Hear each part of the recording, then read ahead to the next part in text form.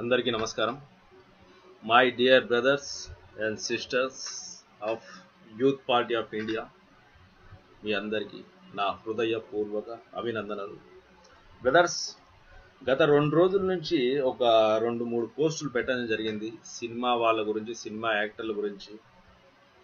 అది వచ్చేసి పవన్ కళ్యాణ్ మరియు చిరంజీవి వాళ్ళ కుటుంబానికి సంబంధించినటువంటి ఒక నిజాలు పెట్టడం జరిగింది. దాని గురించి అభిమానులు చాలా తీవ్రంగా రియాక్ట్ అయినారు. కొంతమంది అయితే నన్ను కొడతామని బెదిరించారు, మళ్ళీ కొంతమంది చంపుతామని బెదిరించారు. కొన్ని ఫోన్లు వస్తున్నాయి, పోస్టింగ్లు పెడుతున్నారు. నాకు అర్థం కాలేదు.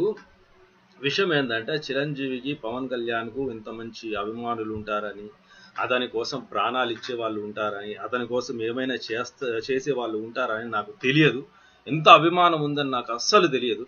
కాబట్టి ఈ అభిమానులను వీళ్ళందరినీ నేను ప్రార్థించేది ఏంటంటే, మీ మనసును గాయపరిచి ఉంటే, మిమ్మల్ని ఇబ్బంది పెట్టి ఉంటే, మీ హీరోల గురించి ఏదైనా అభ్యంతరకరమైనటువంటి వ్యాఖ్యలు చేసి ఉంటే నన్ను క్షమించండి. ఇటువంటి తప్పు ఇంకెప్పుడు జరగదు అని చెప్పేసి నేను చంపలు వేసుకుంటున్నాను అని అంటాననుకున్నారా ఈడియట్స్? భారత మాత ఫ్యాన్ ఇక్కడ, భారతదేశం ఫ్యాన్ ఇక్కడ, భగత్ సింగ్ ఫ్యాన్ ఇక్కడ, భారతదేశ స్వతంత్రం కోసం తమ ప్రాణాలను అర్పించినటువంటి స్వతంత్ర పోరాట సమర యోధుల ఫ్యాన్ ఇక్కడ, Alluri Sitaramaraju fan, Netaji Subhash Chandrabose fan, Abdul Kalam fan, భారతీయ శాస్త్రజ్ఞులకు నేను ఫ్యాన్. వాళ్ళకు రా, అటువంటి గొప్ప గొప్ప మహాయోధులకు రా నేను ఫ్యాను. మొఖాలకు రంగులద్దుకొని, జుట్టుకు రంగులేసుకొని, పిచ్చి గెంతులు వేసుకుంటూ, వెర్రివాగుడు వాక్కుంటూ, అసభ్య పదజాలం ఉపయోగిస్తూ, వెర్రి కూతలు పిచ్చి కూతలు వేసుకునేటువంటి ఈ నాటకాలు ఆడుకునే వీళ్ళకు కాదురా నేను ఫ్యాన్స్. ఈ సినిమా వాళ్ళ కోసం మీరు ఫ్యాన్స్ సంఘాలు, రక్తదానాలు, అసోసియేషన్లు, ఈవెంట్లు, సిగ్గు లేదురా మీకు? గర్వంగా ఉంటుంది నాకు ఈ భారతదేశంలో పుట్టినందుకు, ఈ భారతదేశ గడ్డ పైన వచ్చి జీవిస్తున్నందుకు. మీసం వెలేయాలనిపిస్తుంది నాకు. మీకు సిగ్గుండాలి. ఇటువంటి భరతామని పుట్టినప్పుడు ఇక్కడ స్వతంత్ర సమర యోధులు, శాస్త్రవేత్తలు, భగవంతులు, ఎన్నో రకాలైన ఋషులు పుట్టినటువంటి ఈ పుణ్యభూమిలో పుట్టినందుకు వచ్చేసి మీరు గర్వపడాలి. వీళ్ళందరినీ వదిలేసి కేవలం 3 గంటల ఎంటర్టైన్మెంట్ ఇచ్చి ఆ నాటకాలు వేసుకునే వాళ్ళ కోసం మీరు ఇంత రియాక్ట్ అవుతున్నారు అంటే మీకు సిగ్గుండాలి. ఎంత నీచమైనటువంటి వాళ్ళు మీరు, సన్నాసుల్లారా, ఈడియట్స్. సిగ్గు లేదురా మీకు? భారతదేశం యొక్క పరిస్థితి ఏ విధంగా ఉంది? ఇక్కడ అవినీతి ఏ విధంగా పెచ్చరిల్లిపోతారు? ప్రజలకు అందాల్సినటువంటి ఫలాలు అందుతున్నాయా?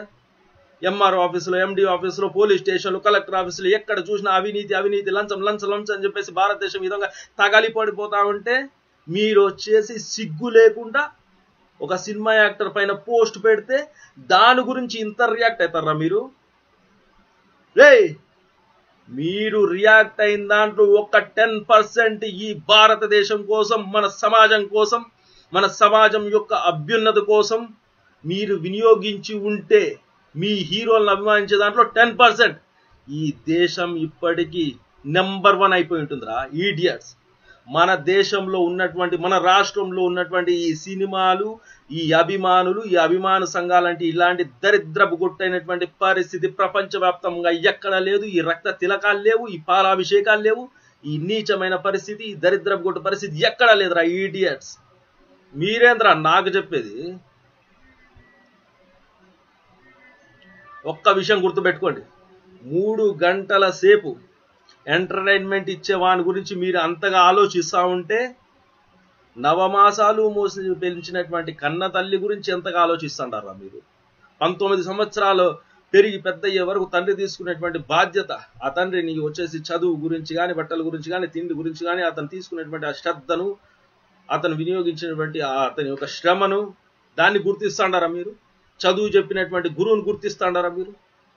దేశ సరిహద్దుల్లో సైనికులు వచ్చేసి రాత్రి బగళ్ళు అని తేడా లేకుండా వాళ్ళు వచ్చేసి ఈ దేశాన్ని రక్షిస్తా అంటే మనం ఇక్కడ వచ్చేసి బీరు కొట్టి మందు కొట్టి ఎంజాయ్ చేస్తాం రా. వాళ్ళ గురించి ఆలోచిస్తాంటారా మీరు? మన కడుపులోకి 5,000 పోతాయంటే కారణం తిండి. ఆ తిండి ఎక్కడి నుంచి? అన్నదాత వస్తాడు, వాడు సంవత్సరం అంతా శ్రమపడి నష్టానికి కూర్చి ఊరేసుకుంటాంటారా రైతు. అటువంటి రైతు గురించి ఏం ఆలోచిస్తాంటారా మీరు? ఈడియట్స్. 3 గంటల సినిమా గురించి మీరు ఎందుకురా ఇంతగా రియాక్ట్ అవుతాడారు? ఏం చేస్తారా మీరు? ఏమవుతుందిరా మీ వల్ల? ఏయ్, భారత మాత కోసం ప్రాణాలు అర్పించడానికి కూడా రెడీ నేను, అర్థమైందా? మీలాంటి సన్నాసి బెదిరింపులకు భయపడేవాడిని కాదు నేను. ఆల్ ఫ్యాన్స్, వాడు చిరంజీవి ఫ్యాన్ కావచ్చు, పవన్ కళ్యాణ్ ఫ్యాన్ కావచ్చు, బాలకృష్ణ, వెంకటేష్, నాగార్జున, వాళ్ళ కొడుకులు, వాళ్ళ మనవళ్ళు, వాళ్ళ అబ్బలు, ఎవ్వడి ఫ్యాన్స్ అయినా కావచ్చు, ఆల్ ఫ్యాన్స్. ఒక్కసారి మీ అందరికి చెప్తున్నాను, ఆలోచించండి, మూర్ఖంగా మాట్లాడుకోకండి. మా హీరో గొప్ప అని చెప్పేసి కొట్లాడుకోవద్దండి.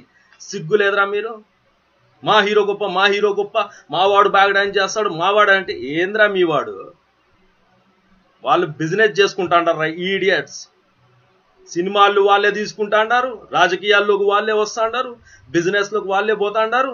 మీరు పిచ్చినా కొడుకుల మాదిరి వచ్చేసి టికెట్లు కొని సినిమాలు చూసి వాళ్ళందరినీ పైకి తెస్తాంటారా మీరు?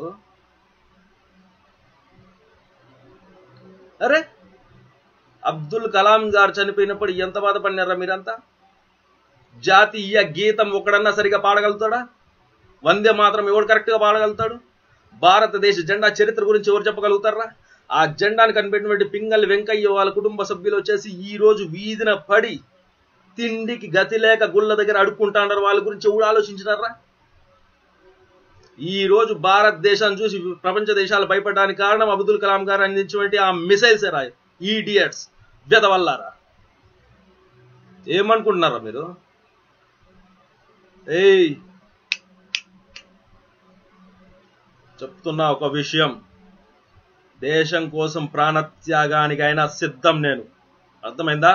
అవసరం అనుకుంటే నా వెనక ఎవడొచ్చినా సరే, ఎవడు రాకపోయినా సరే, సింగల్ గా వన్ మెనారిగా ముందుకు దూసుకెళ్తూ ఉంటుంటానే గాని వెనక్కి తిరిగి చూడడం, భయపడడం జరగదు.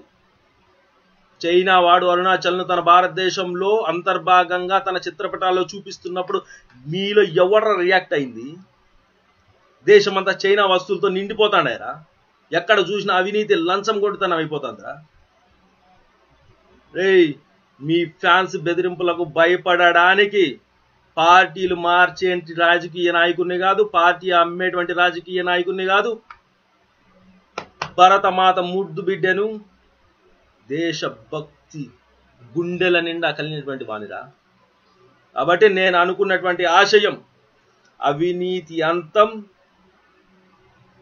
ప్రజాస్వామ్యం, అక్రమాలు లేనటువంటి రాజ్యం, అందరికీ సమాన హక్కు. అటువంటి సంకల్పం కోసం, అటువంటి లక్ష్యం కోసం అలు పెరిగినటువంటి పోరాటం నిరంతరంగా చేస్తూనే ఉంటాం. కానీ వెనుకకు తిరిగి చూసుకోం. ఇంకోసారి ఎవడే గాని అనవసరమైనటువంటి ప్రేలాపనలకు పోయి అనవసరమైన పోస్టింగులు పెట్టినట్టు తెలిసిందో, నా గురించి తెలుసుకోవాలి అనుకుంటే Piler Sanjay Gandhi degree college, SGDC under SV university, Chittoor district Piler, ఆడికి పోయి అడగండి. నా address Valasapalli, Yerravaripalem mandal, Chittoor district. Presently I'm in Delhi. నా నెంబర్ దీంట్లోనే ఉంది, చూసుకోండి. Any time any one can call me. ఎవడైనా ఎప్పుడైనా ఎక్కడికైనా రావచ్చు, దమ్మున్నోడు. జై హింద్, వందే మాతరం.